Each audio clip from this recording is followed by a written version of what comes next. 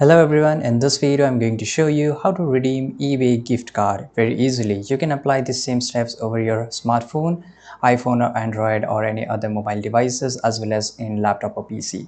First of all, you have to come to this eBay website. If you're using a mobile phone, go to the eBay mobile application and here on the top right you will get option to sign in or register.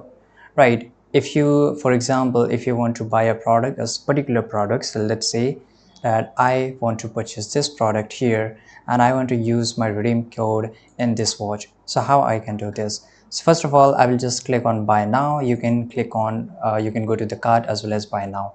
Now here it will ask you to log in into your account. So you have to log in into this. If you don't have any account, then of course you can create an account, which will take very few seconds to do it. After that guys, it will ask you where should we deliver your order. So you have to select your address here. After that, it will ask you to pay with. So you can pay with PayPal or any credit or debit card as well as any other payment method too. Now how you can just apply your promo code. Here, if you scroll a little bit down, you will get this option of gift card, coupons, eBay, bucks, right? So here you have to enter your promo code. So if you enter your promo code and click on apply, if this is authentic, it will definitely get applied and automatically it will show here in your discount section.